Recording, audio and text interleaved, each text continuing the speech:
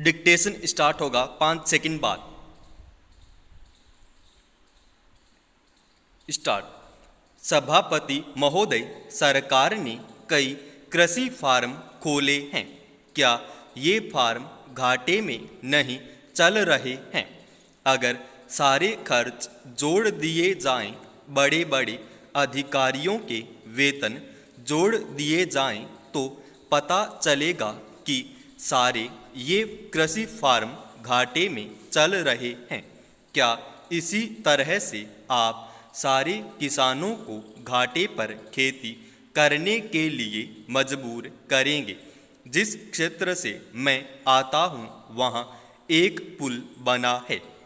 मैंने 10 वर्ष तक अपनी विधानसभा में इस पुल के लिए कोशिश की है। जिस दिन से मैं यहाँ आया हूँ बराबर उसकी चर्चा करता आ रहा हूँ, बराबर कोशिश कर रहा हूँ। मैं कहता हूँ कि गंगा पर वह पुल बने।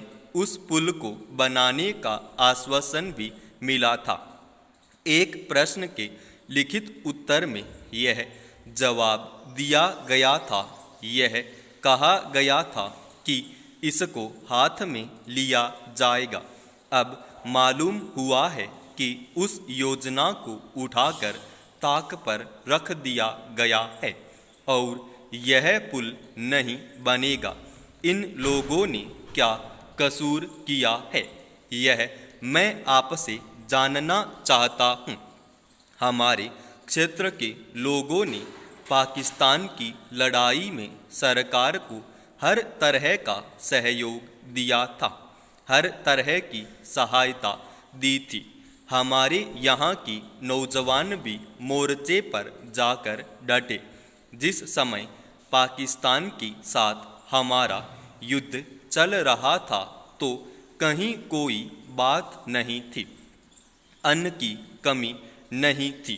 अन्न की कमी भी हमारे विरोधी साथी पैदा करते हैं, जो यह चाहते हैं कि सरकार असफल हो जाए। ये लोग जो कहते हैं उसको आप समझें। एक तरफ तो हमारे मित्र की बात है जो देश के बड़े बड़े शहरों में दंगे करवाते हैं, दूसरी तरफ हम हैं जो कि इनकी बातों को नहीं समझ पाते। इनको सभी वे लोग मिल जाते हैं जो बेकार होते हैं या जो दंगे करवाने के लिए उत्सुक हैं। इसलिए सरकार का इन सारी चीज़ों की तरफ ध्यान जाना चाहिए और उसको सोचना चाहिए कि क्या तरीका इन सब से बचने का हो सकता है। एक ही तरीका हो सकता है कि इस क्षेत्र में हर आदमी को काम मिले, देहात में लोगों को काम करने के लिए काम मिले और खादी कमीशन की जो योजना है और जो कि एक अच्छी योजना है वह ठीक तरह से चले। सौभाग्य से मैं आर्य समाज संगठन से संबंध रखता हूँ। महोदय, हमें ऐसी विघटनकारी प्रवृत्तियों से होशियार रहना चाहिए जो मौका पाते ही देश में सिर उठाने लगती हैं। इन विघटनकारी प्रवृत्तियों में ऐसी है जो सांप्रदायिकता की श्रेणी में आती हैं, अर्थात किसी धर्म की आड़ में खेली जाने वाली राजनीति, जिसमें एक धार्मिक वर्ग को दूसरे से नफरत करने के लिए उकसाया जाता है।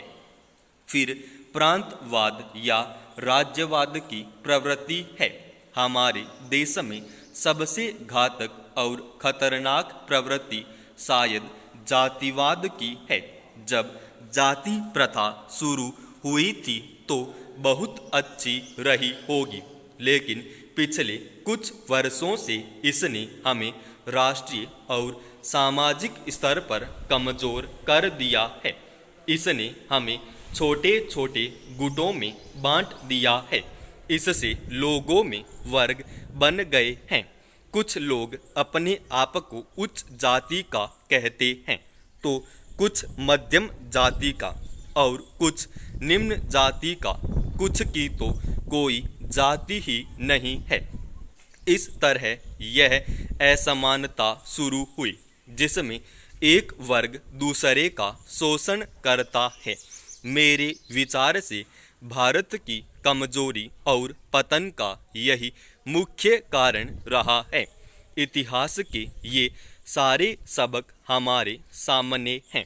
हमने देखा है कि अपनी बहुत सी अच्छाइयों और योग्यताओं के बावजूद भी हम राष्ट्रों की दौड़ में बार बार पिछड़े हैं और हमारे बीच एकता की इस कमी के कारण ही भारत का पूरा समाज ऐसी जातियों और वर्गों में बंट गया है जो एक साथ नहीं चल पाते। इसलिए मैं हर जगह भारत की एकता पर और सांप्रदायिकता, प्रांतीयता, अलगाववाद, राज्यवाद और जातिवाद से लड़ने की जरूरत पर जोर देता हूँ।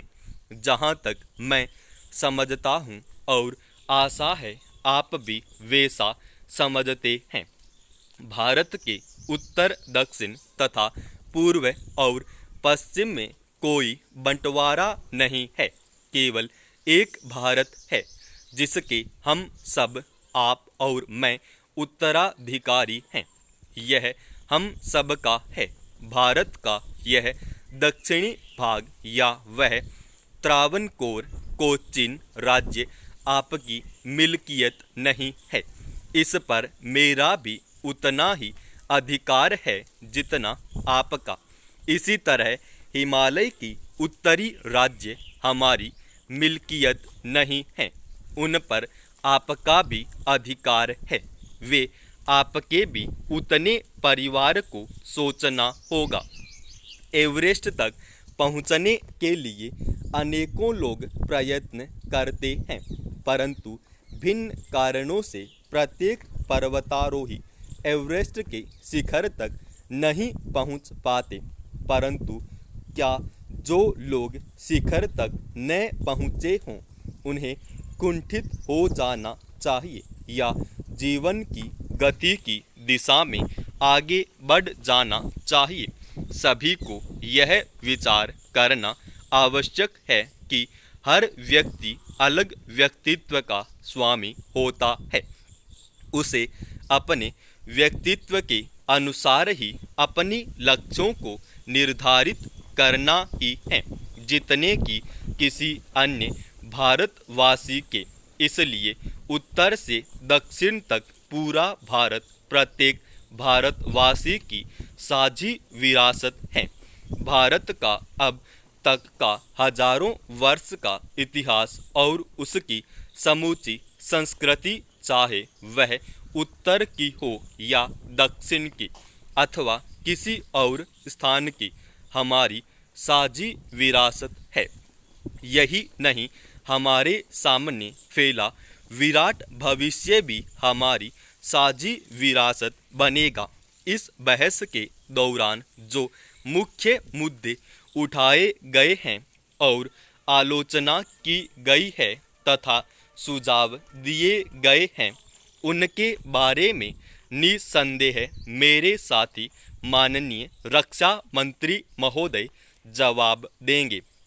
मैंने केवल रक्षा व्यवस्था के कुछ मुख्य और बुनियादी सिद्धांतों और खासकर हमारे सामने आने वाली समस्याओं की ओर सदन का ध्यान खींचने के लिए बहस में हस्तक्षेप किया है। जहां तक मैं समझता हूं और आशा है आप भी वैसा समझते हैं, भारत के उत्तर, दक्षिण तथा पूर्व और पश्चिम में कोई बंटवारा नहीं है। केवल एक भारत है जिसके हम सब तथा पूर्व और पश्चिम में कोई बंटवारा नहीं है। केवल एक भारत है जिसके हम सब और आप, मैं, उत्तराधिकारी हैं। यह हम सब का है।